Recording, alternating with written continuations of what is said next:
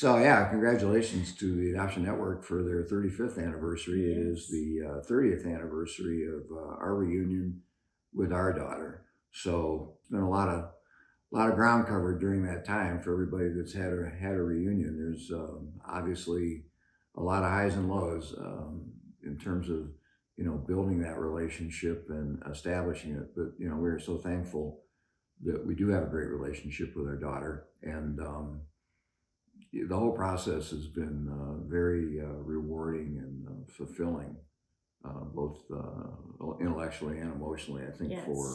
for all of us. Yes. Yeah. I was one of those kids that grew up on watching the Oprah Winfrey show where they would show people come in and they would spend 25 years searching, and then to find out that, their birth parent, passed away months earlier and stuff. And then for me, I was always worried, like, what if I search and what if they don't want me, or they don't want to even know me? It's pretty hard.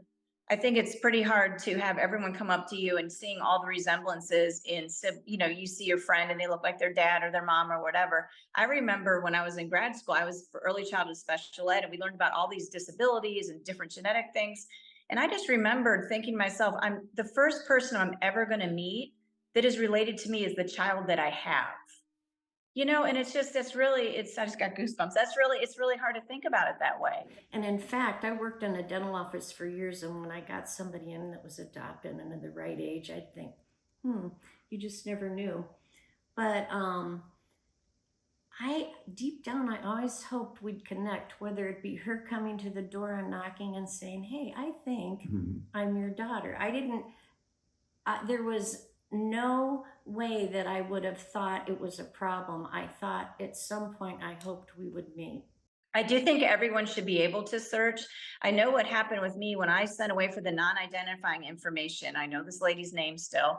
Sue told me when she gave me up for adoption that she wrote on there, if I ever want to know, that they're supposed to release that information. And this lady purposely did not release that information. So she made a judgment call on her behalf that violated my rights as an adult, a 21-year-old at the time, and my birth parents' rights to say, we're okay with this.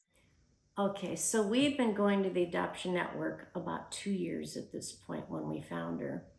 And all that time had gone by. Nothing was ever mentioned by parents or anybody. Hardly anybody knew that we had this adoption. And so finally, it's like the big 500-pound gorilla in the room that nobody will acknowledge. So finally, Murray, did you read an article by Betsy? Or Yeah, I was in the Beacon Journal. Okay. Yeah. And we started to go to these meetings. At first, it was really hard. But then it was very interesting to hear the adoptees. When the meetings that we went to up around Cleveland, they would have maybe 80 to 100 people. I would say 60% of them were adoptees, 20% birth parents, 20% adoptive parents. And I thought going into this, there'd be no reason she would want to know who we are, what we do, where we are. It was just for freedom of medical information when we started our search, because you just felt like you were intruding on her wonderful life. I went on to graduate school at James Madison University and wanted to bring my husband back to meet my family. And it was interesting because my mom said that a letter arrived that day. And I thought that was really weird. We randomly came back after being away for years. And I showed up and I'm reading the letter, and it's a letter I've waited my whole life to receive. It's like, on December 10th, 1968, we gave birth to a girl. And I'm literally standing there in the entryway of my home at 1 a.m. We drove from Virginia to Ohio. And I was like, wow. So I take my then boyfriend into the bedroom. I said, remember that first time we went hiking and I told you I was adopted? I'm like, look. So literally that first time that I had my then to be husband meet my mom and dad that I grew up with, my adoptive parents, he also had an opportunity to meet Sue and Murray. So that was pretty exciting. So they could tell you their end of the getting the letter to me story. But it just so happened that the day I arrived, that letter came. So it definitely was meant to be. So we sent this letter. Well, it sat on the desk for half a year. And at the time, there was a pretty sad story going on about a baby being claimed again by its birth parents. And by now, the child's 4 and was crying.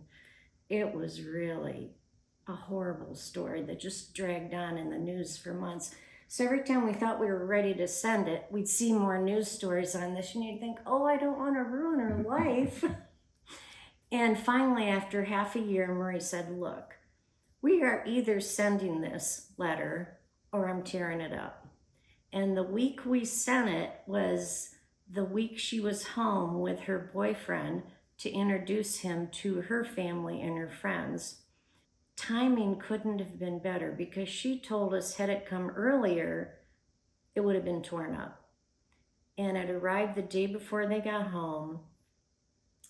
And I think we didn't know what to expect, but we were willing to take whatever came. If it was just medical information, that's fine. You just wanted to know she was all right and healthy. And if she needed help medically, feel free to meet us and I can't believe we sent it on the day we did, which was the only day that she would have received that letter. Sue, in the letter she wrote me, she makes her F backwards. So instead of looping it this way, she loops it like a loop around. In fourth grade, I got in so much trouble for doing that. I mean, I looked at the letter, I'm like, she makes her F's like I do. And it was just something like one little glimmer of something you hold on to. Yeah, Leanne was hilarious. Yeah. So when she got it, she called and she said, "Oh, maybe we can meet this weekend." And she goes, "Maybe we should pick like a neutral site, So we were figuring out where we could meet. And about an hour later, she calls, "I'd really like to come to your house. I think maybe we should meet there." So what happened? My soon-to-be husband and I, we met my parents, he met my parents, and then we met his grandparents. They had an event, we did that. And then on the way, when we were supposedly heading out of town to go back to Virginia, we swung by Sue and Murray's house and met them. So, and it was funny because you never bring to Ohio the outfits you want to meet your parents in, So I'm like, oh gosh, I have a khaki shorts on, a white t-shirt. So we show up and I remember going into the driveway, we literally walked up and we looked so much alike. It's like, what do you say or do? And we just kind of like stood there gawking at each other for the first, 20 minutes or so. And then She was really it was your nervous. classic meet, and you're just sitting there staring at each other, and Leanne's going, "Oh my God, now I know why I have no lips." It's like she checked my earlobes. Oh, now I know my earlobes are real tiny too. And then she was comparing toes with Murray. It's been fun discovering these things together. And Murray and I have the exact same hands and feet. I mean, I was like 25 and he had his socks off and he puts his feet up. I'm like, oh, those are my toes. And I like whip my socks off and we're like, I mean, they're like the same toes, but just a little smaller. But it's fun. I mean, we've been finding there's always little things you find. So then the 7 hour drive home, my then to be husband, we're busy chit chatting and talking about it. And he's like, how do you feel? And I had a big paper due because I literally was a month from graduating with my master's degree. And I was a grad assistant, that's what it is. And I told him, I said, I just need like a couple of days to decompress because every second of your mind was just running through every second you had with them, and just trying to, figure that piece out. So, I mean, it's been wonderful. And it was hard initially just because we were in different states and trying to help my adoptive parents understand that having more people to care for me is not a bad thing, because they were from the generation where they wanted adopted kids to look exactly like birth parents. And they wanted to make sure no one knew. And I remember that kids on the bus were teased if the bus found out they were adopted. And I know my brother and I, we were quiet about that. We did not want to be called out for that. I mean, it's hard because, 3 years earlier, I could have, I was in Virginia by then and stuff. I might have done something different where I stayed closer or did whatever. I just think people need to follow the rules that are established, and they always tell birth parents, if you want, you just put it on the papers. And Sue thought that was legit. I'm like, no, I did look at 21 and that's all I was given. It was some ups and downs in the early years because you realize, on both our parts, everything that you missed, and you hear some stories that were, hard to hear, and but she turned out to be a great person, and hopefully, I think she thinks we're all right, and things have worked out. It's been a wonderful experience all in all. They worked full time, we worked full time. So we'd go down, it'd be a Saturday morning. We'd spend the day Saturday night, and come home Sunday. And with all of us working full time, you have little blips of time together, unlike if we had grown up and raised her. Just the little things you don't realize, like I know even at their house, she would say the guest bedroom, and it was weird. It's like I said, I've never had a room in their house before. And then they started calling it Leanne's room. I've never lived there, but it's just weird coming to your home and you don't have a room. So that was pretty neat. It's funny because I've now retired and we're down here in Arizona. So I'm half in Las Vegas, half in Arizona. So we're in the same neighborhood there and we have so much fun together. I just feel so blessed that I did have an opportunity to have them in my life. Leanne retired, and about a year and a half ago, I think, or 2 years. Yeah, maybe a year and a half. They moved to Arizona, where we spend most of our year, and so they live probably a mile away from us. So we get to see her on a regular basis, and that's been a real treat too. When she was living in Columbus, like Sue said, you had to plan Weekends around work schedules and everything. So now we're retired, she's retired. And really so it's worked nice. out pretty good. But we're having so much fun together, and we laugh and we goof around and we dance to funny songs together. And it's been definitely joyous. And I thank Betsy for starting this whole organization that made it even remotely possible. I took a vacation with our daughter and son-in-law, a 2-week vacation to Norway. I'm telling you, it was truly a gift. It was just so unbelievable to spend 2 weeks with them and just to see, them together. And I'd never spent that much time in a block of time with her.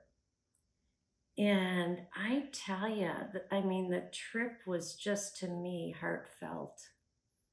It was wonderful. And I know this summer I went to Norway with Sue because she's 50% Norwegian, I'm 25%. And my husband took us to Norway and it was so fun. At one point we were in Oslo and I told Sue, I said, let's go find the opera house. It's really beautiful, like in Sydney or whatever. So the two of us were literally walking halfway across the world where our family's from. And we found it. And it was so exciting. Even walking back, we had so much fun. We actually walked by the Airbnb. We were staying at this high rise. We were just having so much fun walking. And it was so much fun. I've never spent 2 whole weeks with my mom before. Even being found, you're there for a weekend or you're there, you see them for a few days at Christmas, but we have never been in the same place for 2 straight weeks. And it was so wonderful to have that, to fill that in, in my heart and stuff. So I definitely enjoyed that. The few kids and the few friends of mine that I have known that have been adopted, I've never met one that didn't want to know. I think for birth parents and adoptees, I think it kind of closes, for whatever reason, I think it fulfills a question that I think most people naturally have. And if they don't, that's fine. Don't search. But I think the open records is a great idea. I think, we certainly have no regrets for, searching on our part. But I think the advantage of the Adoption Network right now is that any reunion is fraught with emotion and possibilities, So I think a lot of people get into the ready, fire, aim mode, and they don't really plan and think about the impact on themselves and others. I will forever be thankful, Marie, at work, reading that article about Betsy and what you do, because I would never have seen it, never have known, as he wouldn't either. And so, gosh, this is 30 years ago, and they were very small. But had it not been for that day, you reading the paper, we wouldn't have followed the journey that we did. We would have been unaware. Yeah, there's a lot of serendipitous parts throughout the search and the accidents and all the things that, moved it along. But, what I would have to do is I will be eternally grateful to Betsy. Yes. Yeah, her passion for doing this and building it from meeting in her living room to the point now where I believe that they get national recognition. It's a remarkable story, and she deserves a lot of credit. And she's still as passionate as she was when we met her. I'm thankful for them for finding me because, like I said, I didn't know how to invest what could be 20 years of my life only to find out that it was either a no-go or, you know, that they weren't interested or whatnot. So, but I'm so happy that they took that risk and definitely did that. You know, money is not enough to ever repay the Adoption Network for, you know, what they provided in our life, but we can try, yeah.